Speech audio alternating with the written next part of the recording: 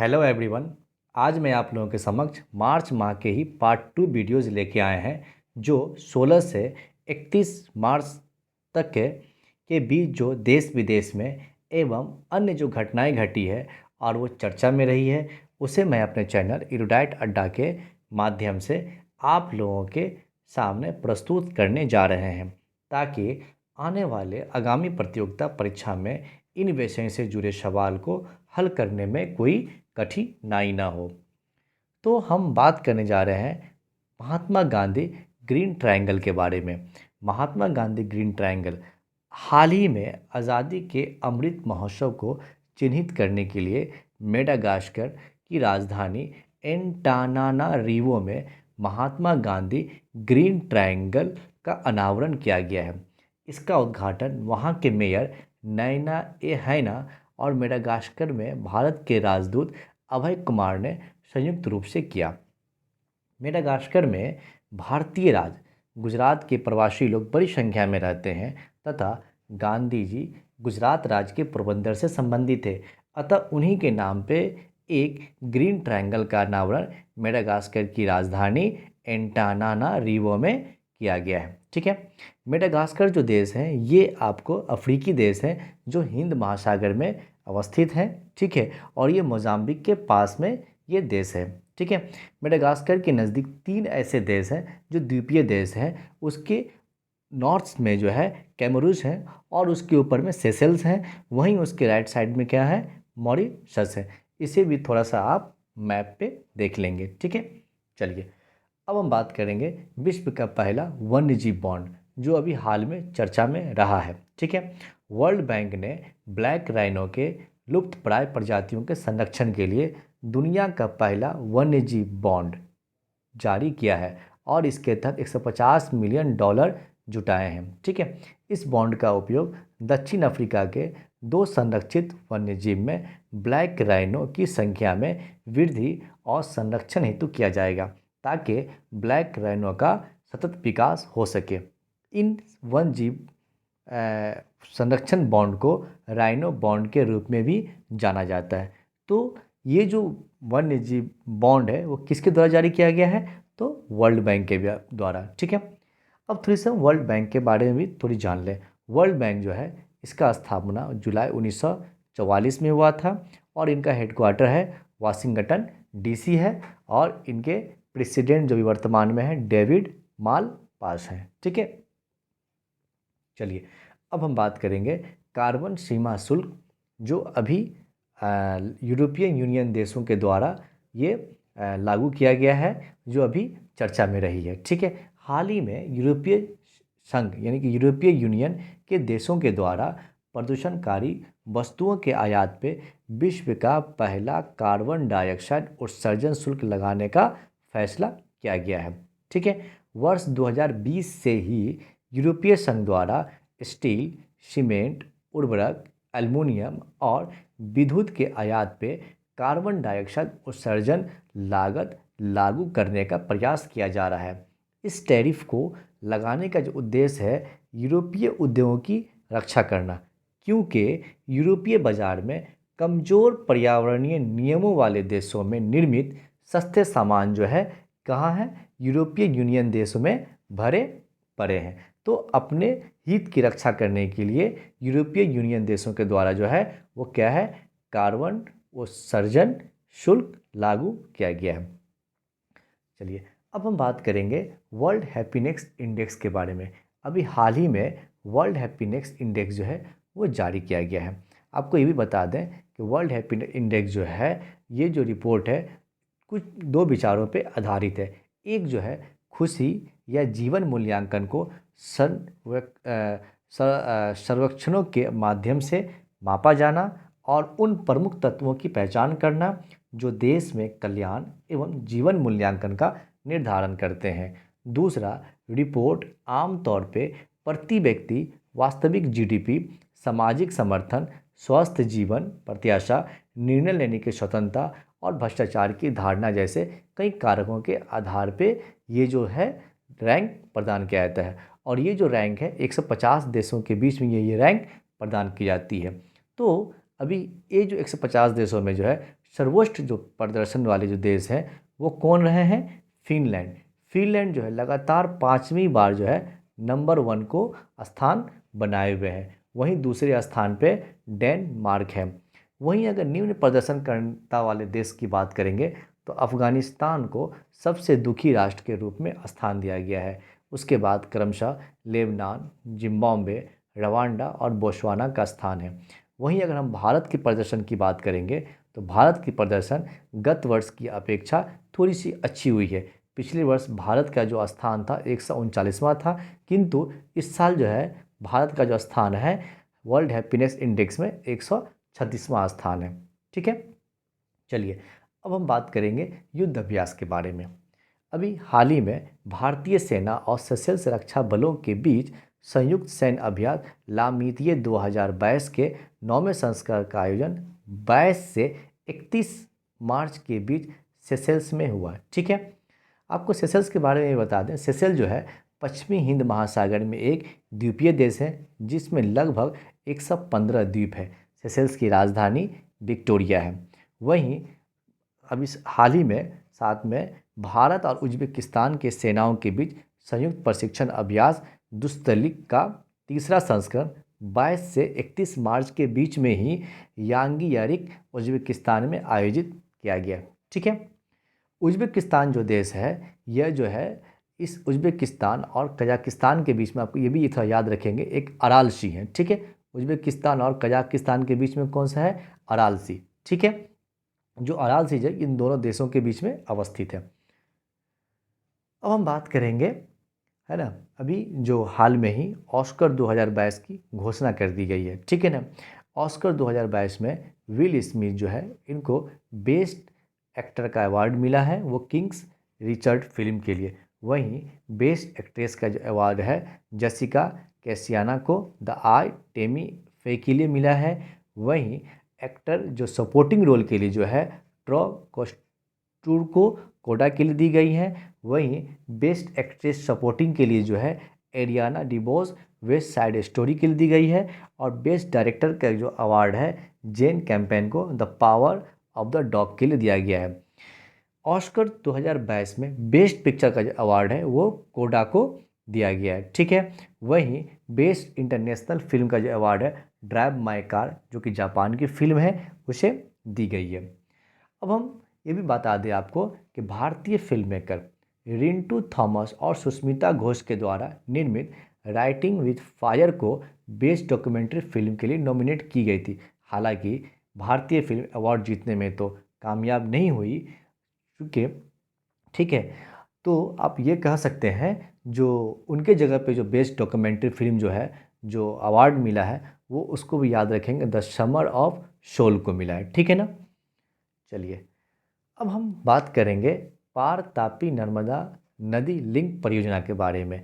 पार Tapi Narmada link परियोजना जो है ये गुजरात की जो है ये नदी लिंक परियोजना है जो अभी हाल में चर्चा में रही है। ठीक है, चर्चा में रहने का कारण यह है कि अभी हाल ही में 25 मार्च 2022 को गुजरात के विभिन्न जिलों के सैकड़ों आदिवासियों ने पार तापी नर्मदा लिंक परियोजना के खिलाफ गांधीनगर के सत्याग्रह छावनी में आदिवासी सत्याग्रह किया और परियोजना पर एक श्वेत पत्र की मांग की। ठीक है, तो ये भी हाल में चर्चा में रही है, इसलिए इसे भी हमने शामिल कर लिया है। ठीक है, आपको बता दें जो पार नदी जो है वो नासिक से निकलती है। ठीक है, वहीं तापी नदी सतपुरा श्रेणी से निकल के खंभात के खाड़ी में गिरती है। और तापी नदी सतपुरा श्रेणी से निकल खंभात की खाड़ी में गिरती है। वहीं नर्मदा नदी जो है अमरकंटक से निकल के खंभात के खाड़ी में आकर के गिरती है। ठीक है, तो आप इसे याद रखेंगे। पार तापी नर्मदा लिंक परियोजना जो है किस राज्य से संबंधित है? तो गुजरात से संबंधित है। ठीक है, चलिए अब हम बात करेंगे digital water data bank aquarium के बारे में। हाल ही में कर्नाटक राज्य के द्वारा भारत के पहले digital water data bank aquarium launch किया गया है। डिजिटल वाटर डाटा बैंक विभिन्न संस्थानों से प्राप्त जल डेटा की एक सूची है जो जल के विभिन्न पहलुओं के बारे में विश्वसनीय जानकारी प्रदान करती है। ठीक है, चलिए अब हम बात करेंगे मेरी पॉलिसी मेरे हाथ। ये जो है अभियान जो है अभी हाल में चर्चा में रही है। ये जो अभियान है कर्नाटक के हसन में ही इसे लॉन्च किया गया है। आपको बता दें कि मेरी पॉलिसी मेरे हाथ अभियान प्रधानमंत्री फसल बीमा योजना का ही हिस्सा है। इस अभियान का उद्देश्य देश के सभी किसानों को अपनी फसल का बीमा करने हेतु प्रेरित करना। इस कार्यक्रम के तहत प्रधानमंत्री फसल बीमा योजना के तहत बीमा लेने वाले प्रत्येक किसान को पॉलिसी के दस्तावेज उनके दरवाजे पे उपलब्ध कराए जाएंगे। तो ये जो मेरी पॉलिसी मेरे हाथ जो है ये अभियान है, इसका जो मेन उद्देश्य है, जो भी किसान अपनी फसल के बीमा करवाते हैं तो उनके कागजात जो उनके घर तक पहुंचाना। ठीक है। और इसकी शुरुआत कहाँ से की गई है? कर्नाटक के हसन में इसकी शुरुआत की गई है।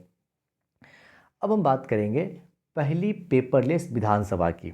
ठीक है। नागालैंड राज्य जो है, नागालैंड राज्य की विधानसभा जो है पहली पेपरलेस जो है विधानसभा बन गई है। ठीक है ना। ये जो कार्यप्रणाली है को अपनाने हेतु नेशनल ई विधान है ना एप्लीकेशन, जिसको नेवा कार्यक्रम को लागू कर देश की पहली राज्य है ना ये जो विधानसभा बन गई है। ठीक है। तो आप याद रखेंगे कि देश की पहली जो है पेपरलेस विधानसभा कौन बन गई है? वो जो है नागालैंड विधानसभा बन गई है। अब चूंकि एक बात ये भी आपको बता दें जो अभी चर्चा में रही है। ठीक है। फोंगनोक कोनयाक, फोंगनोक कोनयाक जो है ये अभी चर्चा में रही है। चर्चा में रहने का कारण ये है कि ये नागालैंड की ही है से संबंधित है और ये नागालैंड की पहली महिला है जो राज्यसभा की सांसद बनी है। तो आप इसे भी ध्यान में रखेंगे। चलिए अब हम बात करेंगे H2O पहल के बारे में बात करेंगे। विश्व जल दिवस के अवसर पे है ना राष्ट्रीय स्वच्छ गंगा मिशन एवं यूनेस्को तथा अन्य भागीदारों ने अपनी पहल H2O भारत के बच्चों के लिए वाटर वॉइस प्रोग्राम के तहत 3 एनिमेशन फिल्म जारी की है। ये फिल्में स्कूली छात्रों द्वारा भारतीय नदियों के बचाव और संरक्षण पे केंद्रित कहानी पे आधारित होगी। तो आप याद रखिएगा H2O पहल जो है वो किसके द्वारा शुरू की गई है? तो ये राष्ट्रीय स्वच्छ गंगा मिशन और यूनेस्को के संयुक्त पहल है। ठीक है। अब हम बात करेंगे यूनेस्को। यूनेस्को का जो फुल फॉर्म होता है, ठीक है, United Nation Education Scientific Culture Organisation. ठीक है। इसका जो हेडक्वार्टर है वो फ्रांस की राजधानी पेरिस है। ठीक है ना। ये जो यूनेस्को है एक विशेष एजेंसी है ना। यह शिक्षा, विज्ञान एवं संस्कृति के क्षेत्र में अंतर्राष्ट्रीय सहयोग के माध्यम से शांति स्थापित करने का प्रयास करती रहती है। आपको बता दें भारत जो है 1946 में यूनेस्को में शामिल हुआ था। संयुक्त राज्य अमेरिका और इजराइल अभी हाल ही में यूनेस्को की सदस्यता से 2019 में औपचारिक रूप से छोड़ दी थी। ठीक है। तो अब इसे भी ध्यान में रखिएगा। चलिए अब हम बात करेंगे जो अभी चर्चा में रही है, वो चर्चा में रही है बायजू। ठीक है ना। बायजू जो है भारतीय एडटेक कंपनी है जो अभी हाल में चर्चा में रही है। और ये चर्चा में रहने का कारण ये है कि इस वर्ष अक्टूबर से नवंबर माह के बीच में जो कतर में जो है वो क्या फीफा वर्ल्ड कप 2022 खेला जाएगा। ठीक है। बायजू जो है फीफा वर्ल्ड कप 2022 का आधिकारिक स्पॉन्सर नामित किया गया है। ठीक है। इसी के साथ यह एडटेक कंपनी जो है फीफा विश्व कप से जुड़ने वाली पहली भारतीय कंपनी बन गई है। ठीक है। तो पहली भारतीय कंपनी जो फीफा वर्ल्ड कप से जुड़ने वाली बन गई है कौन? एडटेक कंपनी, तो बायजू। ठीक है ना। बायजू जो है भारतीय मल्टीनेशनल एजुकेशन टेक्नोलॉजी कंपनी है। ठीक है। और इसका हेडक्वार्टर बेंगलोर में है और इनके जो संस्थापक है बायजू रविंद्रन एवं दिव्या गोलकनाथ, जिसकी स्थापना 2011 में किए थे। ठीक है। चलिए अब हम बात करेंगे जो हाल में अभी चर्चा में रहा है वो है Indian institute of science Bangalore, जो IISc बेंगलोर जो है वो अभी चर्चा में रहा है। चर्चा में रहने का कारण यह है कि भारत का पहला आर्टिफिशियल इंटेलिजेंसी एवं रोबोटिक्स टेक्नोलॉजी पार्क जो है वो कहाँ स्थापित की गई है, लॉन्च की गई है? इंडियन इंस्टीट्यूट ऑफ साइंस जो है वहाँ पे इसकी बेंगलोर में यहाँ पे ये लॉन्च की गई है। ठीक है।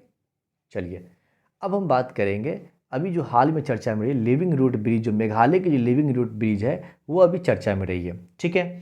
चर्चा में रहने का मुख्य कारण यह है कि मेघालय के गांव में लोगों और प्राकृतिक के बीच सामाजिक, सांस्कृतिक, सामाजिक और वानस्पतिक संबंधों को जोड़ने वाले जिंकिंग जेरी या लिविंग रूट ब्रिज जिसे कहते हैं को यूनेस्को के द्वारा, है ना, ये जो है इसको विरासत स्थलों की अस्थायी सूची में शामिल किया गया है। ठीक है, तो ये जो मेघालय की लिविंग रूट ब्रिज है इसे यूनेस्को के द्वारा जो है विश्व विरासत स्थलों की अस्थायी सूची में शामिल किया गया है।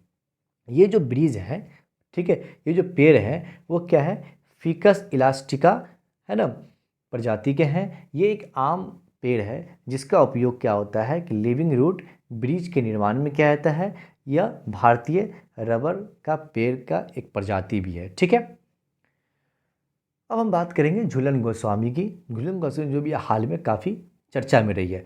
चर्चा में रहने का जो मुख्य वजह यह है कि ये भारतीय महिला क्रिकेटर खिलाड़ी हैं। ठीक है, और ये अंतर्राष्ट्रीय महिला क्रिकेट में 250 विकेट लेने वाली विश्व की पहली महिला खिलाड़ी बन गई है, जो कि एक विश्व रिकॉर्ड भी है। ठीक है, और ये जो 250वां विकेट जो लिए थे, इंग्लैंड में जो अभी महिला वर्ल्ड कप चल रहा था उन्हीं में टैमी बियू मॉन्ड को इन्होंने लेग बिफोर विकेट के तौर पे आउट किए थे और ये इसे आउट करके ये कीर्तिमान हासिल किए। तो आप याद रखेंगे 250 विकेट लेने वाली विश्व की पहला महिला खिलाड़ी कौन बन गई हैं, झूलन गोस्वामी।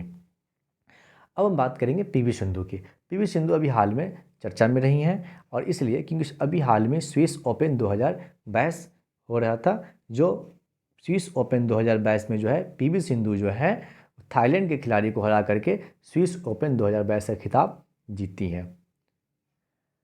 अब हम बात करेंगे मिताली राज की। मिताली राज भी जो अभी हाल में चर्चा में रही हैं। चर्चा में रहने का कारण यह है क्योंकि इन्होंने एक वर्ल्ड रिकॉर्ड बनाया है।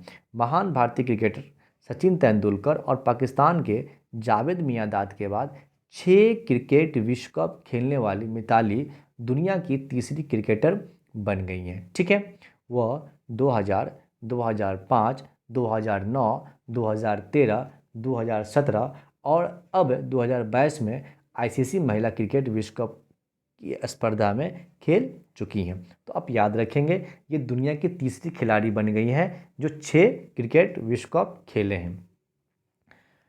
अब हम अंतिम जो हमारे प्रमुख व्यक्ति हैं उनके बारे में बात करेंगे। मिस वर्ल्ड 2021 के बारे में बात करेंगे। अभी हाल ही में पोलैंड की, है ना, कोरोलिना जो विलावस्का जो है ये मिस वर्ल्ड 2021 बनी है। ठीक है, इन्हें जमैका के 2019 को जो मिस वर्ल्ड है टोनी एनसिन जो थी, इन्होंने इन्हें ताज पहनाया। ठीक है, तो अभी मिस वर्ल्ड 2021 कौन बने हैं, कोरोलिना विलावस्का। साथ में चलते आपको ये भी बता दें कि मिस यूनिवर्स 2021 जो है भारत के ही हरनाज कौर संधू बनी थी। ठीक है, आप इसे भी ध्यान में रखेंगे। तो थैंक यू फॉर वाचिंग। मुझे उम्मीद है कि मेरे द्वारा जो पूर्व में करंट अफेयर से संबंधित वीडियो अपलोडेड है उसे आप देखे होंगे। ठीक है, यदि ना देखे हो तो डिस्क्रिप्शन में लिंक दी गई है, आप उसे देख लेंगे और अगर पसंद आए तो लाइक, कमेंट, सब्सक्राइब और शेयर जरूर कर दीजिएगा। Thank you so much.